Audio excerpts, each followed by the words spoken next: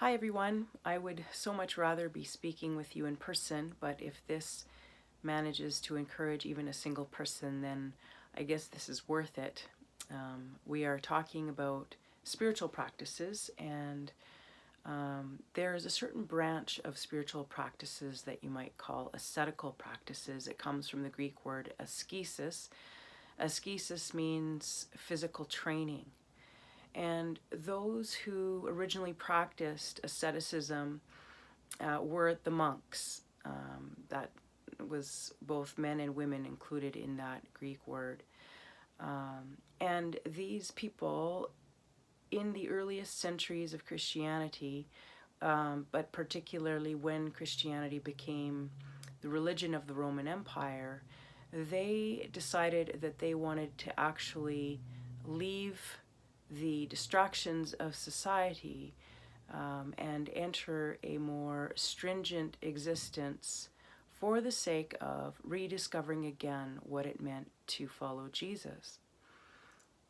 The chief monk, or the first one we know of, or the most popular one, would be Saint Anthony, who left the wealth of his family inheritance in response to hearing the gospel one Sunday in a church, and he went out into the desert to do battle, quote, with his demons, with the devil.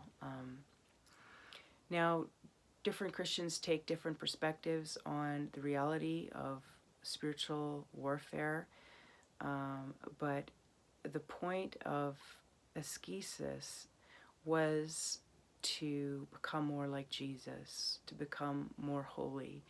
And the journey to do that meant stripping away of those things that one gets hung up on. And specifically with the discipline of simplicity, it would mean putting aside just those things that St. Anthony did. So wealth, the distractions of society, and just really living a very, very basic life. He actually shut himself up into a couple of different fortresses in the wilderness, or a fortress first and then a cave. And I don't recommend any of these things, but what I do recommend is the teaching passed down to us from the desert fathers and mothers, who taught that simplicity was never just for simplicity's sake, but always for the sake of following Jesus. And so when we think about the time that we're in right now with COVID, many of us are reduced to very simple existences. All essential services have been shut down, and even if we go to the grocery store, some of our favorite items might not even be there. And so many of us are coming to recognize through a kind of unchosen way of simplicity some of the things that matter most in life. So relationships, peace between our relationships with one another, and family and friendships. And we learn to appreciate the very simple things in life: health, strength, breath, beauty, all of these things that we can become aware of when we're stripped away from distractions. Now, the desert monks said, sit in your cell, and your cell will teach you everything. And part of that teaching is that we realize that no matter how simple our external existence is, we are still confronted with the complexity of what's going on inside of us. And so that is oftentimes what is called in the early church demons. You need to wrestle with those demons.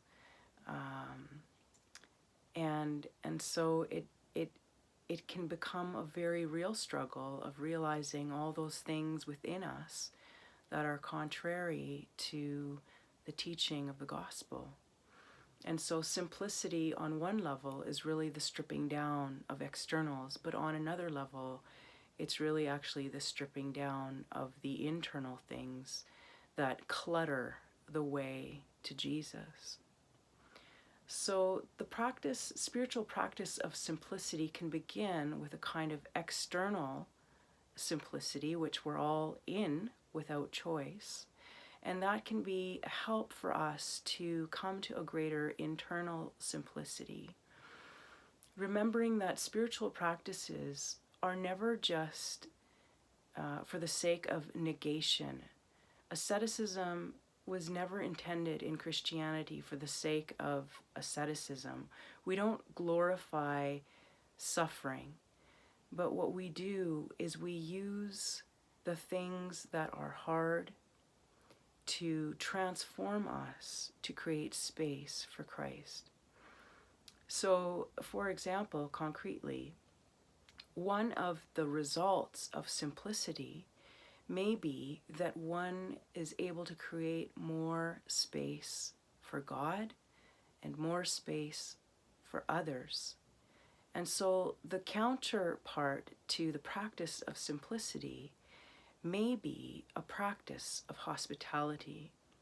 And so in this time of forced simplicity, and in this time where we are apart from those we love, especially heading into Easter, we can anticipate all of the ways when we can be together again that we long actually to show true hospitality, first to Christ and then to one another. God bless you.